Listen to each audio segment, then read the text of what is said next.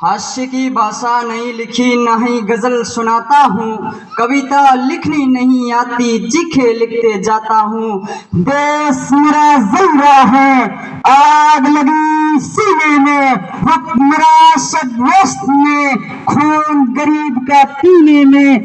तो मैं राम मंदिर या बाबरी का पक्ष नहीं लाया हूँ। मेरा घायल भारत चीख रहा है, मैं चीख सुनाने आया हूँ। आज के इस मुबारक मौके पर, आज के इस गणतंत्र दिवस के इस मुबारक मौके पर डाइस पर तशरीफ फरमाए मेरे आदरणीय अध्यक्ष महोदय जी और मेरे मुख्य अतिथि महोदय जी और मेरे समस्त अध्यापकगण और मेरे प्यारे ग्रामवासियों और मेरी अजीज सहपाठियों और मेरी माताओं बहनों, जैसा कि आप सभी जानते हैं कि आज की इस मुकद्दर तारीख को हमारे मुल्क हिंदुस्तान का संविधान बनकर लागू हुआ था।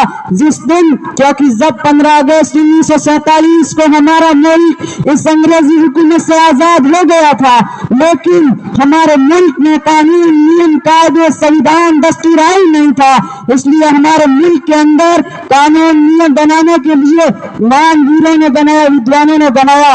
आज इस मुकद्दर तारीख को हमारे मुल्क के हिंदुस्तान का दस्तूर आइन बनकर तैयार हो गया था, लेकिन आज हमें अफसोस होता है, लेकिन हमारे मुल्क का संविधान प्रत्येक नागरिकों को बराबर का हक देता है। शिक्षा का अधिकार, समता का अधिकार, अभिव्यक्ति का अधिकार, बोलने का अधिकार, हर चीज का अधिकार देता है। गरीब किसी से हर चीज का अधिकार, शिक्षा का अधिकार, बोलने का अधिकार, हमारे मुल्क में रहने वाले प्रत्येक नागरिकों को बराबर का हक देता है। लेकिन मुझे अफसोस होता है कि आज हमारे मुल्क में, क्योंकि हमारे मुल्क के अंदर जुल्म होता है, या गरीबों पर अत्याचार, या भ्रष्टाचार, या जातिवाद के नाम पर, कभी धर्मों के नाम पर, कभी वोटों के नाम पर, कभी राजनीति के नाम पर आज हमारे मुल्क की हालात बहुत पेचीदा है।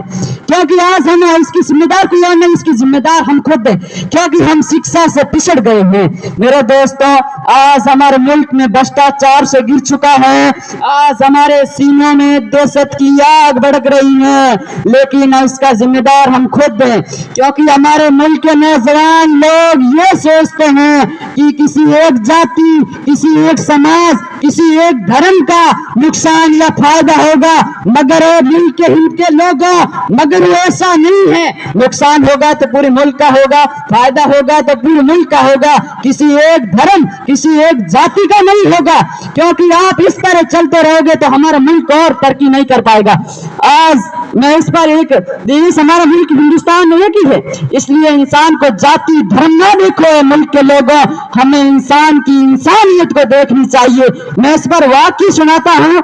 एक क्लास के अंदर एक टीचर आया और उसने हिंदुस्तान के नक्शे को टुकड़े करके टेबल पर रख दिए और बच्चों को पास में बैठा दिया और बच्चों से कहा कि इस हिंदुस्तान के नक्शे को जो सबसे पहले जोड़ेगा मैं उसको इनाम दूंगा।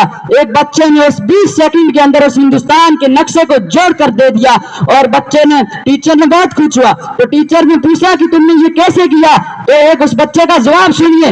उस बच्चे ने कहा कि मैंने मेरे हिंदुस्तान के नक्शे को पलट दिया, तो उस हिंदुस्तान के नक्शे के पीछे एक आदमी बना हुआ था, मैं उस आदमी को जोड़ता चला गया, मेरा मुल्क हिंदुस्तान अपने आप जुड़ता चला गया। जिस देश में आदमी को आदमी से जोड़ने की बात होनी चाहिए, उस देश के अंदर कभी जातिवाद के नाम पर, कभी परंपरावाद के नाम पर, कभी राजनीति के नाम पर, कभी वोटों के नाम पर, कभी किसी चीज के नाम पर, कभी जातिवाद के नाम पर लोगों को आदमी से जोड़ने की बात नहीं करते हैं। लोग आदमी से आदमी को